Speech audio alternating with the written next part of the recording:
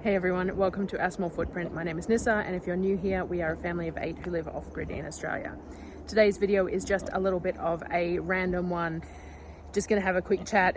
There's been some bushfires in the area, and lots of people are messaging me and asking me how we are. So I just wanted to do a quick update and let everyone know that the fires were about 10 k's away. We had a prepare to leave warning for a little while, but that it all settled down, and we ended up, at the moment it's just a stay informed, and hopefully it'll stay that way. So it's fluctuated between prepare to leave and stay informed for a while.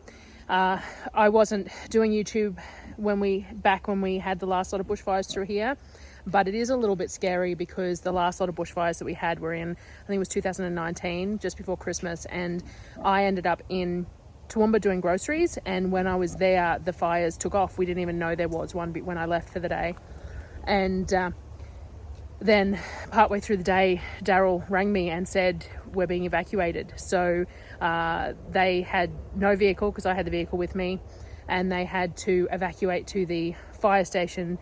Just him and the 6 kids had to walk around to the fire station as part of the evacuation, and the fire came up the back of the block, from the highway up the back of the block. But we were really lucky that our next door neighbours put a fire break in for us as the fire was heading towards us, and we managed to contain it before it hit any of the actual buildings. So the last one that came through like this was pretty scary.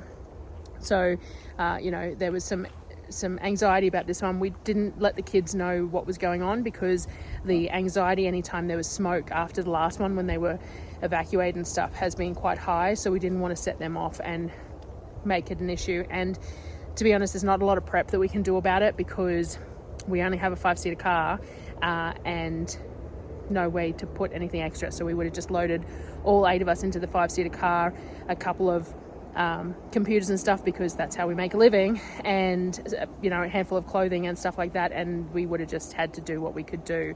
So there was no point in getting them worked up about it. So anyway, the fires are under control at the moment, and hopefully it will be all good. I'll see if I can find some photos from the last lot that we had that came real close, and I'll put them in here. There was some from the fire station when Darryl was there, and we had some of the burnt back end of the block and stuff, because we've got a 20-acre block and the back of the block is on the Gore Highway. So the fire was on the opposite side of the highway, which it was again this time. It started on the opposite side of the highway, and last time it jumped to the highway and hit the back of our blocks. So it was wasn't a great situation at that time. I couldn't get home too, so he was ringing me saying we're evacuating, and I couldn't get through to him at one point, and I'm stuck in Toowoomba, and then they wouldn't let me, when I did drive back this way, they wouldn't let me through because I was on the opposite side. So the fire was between where I was and where our house was, so I couldn't get home. I had all the groceries in the car, including all the Christmas stuff. Like, it was just before Christmas. I had the Christmas ham and everything, and I couldn't get home. So him and the 6 kids were on their own without a vehicle, and I was stuck on the opposite side and no one would let me through, and it was pretty horrible. So it does leave us a little bit anxious about them this time, and you'd think it would make us have a bit more of a plan, but there isn't much that we can plan. Like, it's one of those things, if it happens, it happens, and we have to deal with it, don't we? So in other news, in sideline to that, the fires were under control. So Darryl headed to Toowoomba because he had planned to do a run, and we had organised to pick up a few things. We needed there was a secondhand mower, some secondhand pavers, and some screen doors, all off Marketplace, that he was picking up, as well as doing a bit of a Bunnings run. And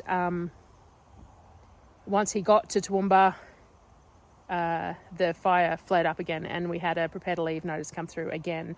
So I was home alone while he was in Toowoomba with that. And then he rings me and says that there's something wrong with the car. So to all the people who follow me on Instagram and have watched here too, when I did my last grocery run, I got stuck in Toowoomba with the car. There was an issue with the transmission, and I managed to jury-rig a solution with a lovely mechanic guy who stopped at the servo to get fuel and helped me out. But I had concerns about the transmission still. Like, we jury-rigged that fix and that was fine, but there were still issues with the transmission. But the mechanic kept on telling me that there was, like, the mechanic that I go and get car serviced at kept on telling me there was nothing wrong. So anyway, Darryl got into town, and all of a sudden the car is not working. As he's driving, it's falling out of drive into neutral, and not running, and he just can't drive it. So he's managed to park it on the side of the road near a mechanic. The mechanic sent him to a transmission guy. He's gone into the transmission guy, and the transmission is completely gone. So we drive a Ford Ranger, and to repair the transmission, a refurbed second-hand transmission is between $5,000 and $7,000. They wouldn't be able to do it until February, and it takes 3 weeks to do, apparently. And everyone said 3 weeks for the job to be done. I'm not entirely sure why it takes 3 weeks, but there you go. And there was a couple places, all same sort of price, $4,500, $5,000 through to about the $7,000 mark for a second-hand one, about $10,000 for a new one. Now our car was only bought at like $12,000 or $13,000 about 2.5 years ago, so it's an awful lot of money that I don't know what we're going to do, whether it's worth repairing it, whether we do, I don't know. It'd be really nice to have a 7 or an 8 seater.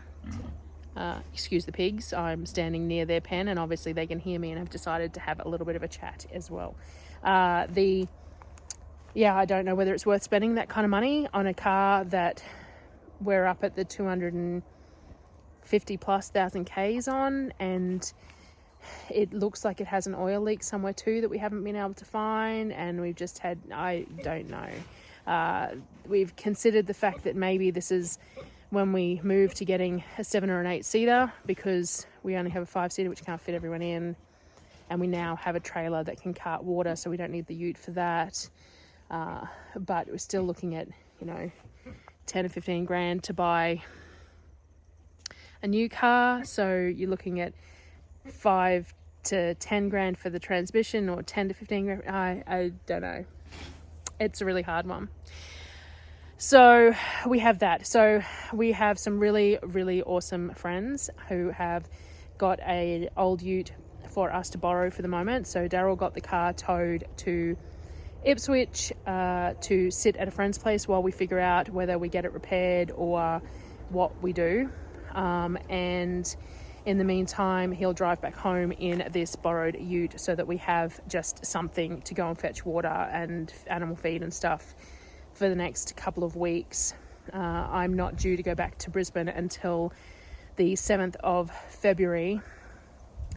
So still a month away, and we just need to get by until then and make some decisions, and whatever way it goes, I have to borrow money. And we were working so hard on getting out of debt, and then we were looking at finally investing in the pantry, but that would be money, and I don't know. Anyway, I've rambled enough about just really a bit.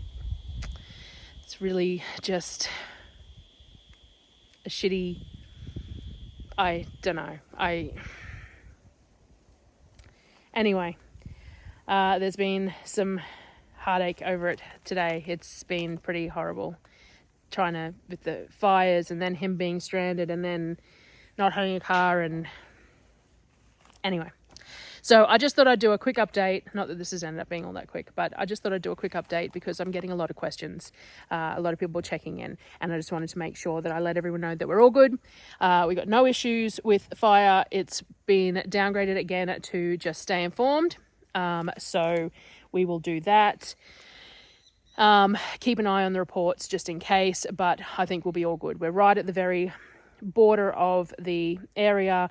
We're across a highway, and it hasn't traveled this distance, this direction so far. The wind, obviously, we haven't even had much in the way of smoke, so obviously we just are in a good spot for it not hitting us this time anyway. So thank you very much to all the messages and check-ins. It's really appreciated, and hopefully this has answered anyone who was trying to hunt down and find some information. And I will see you on the next video, which you'll know will be a normal one, which is food, because that's what I'm supposed to be doing at the moment. But today has just been a complete and utter write-off. So thank you very much, guys, for checking in, and I will see you on the next video. See you later.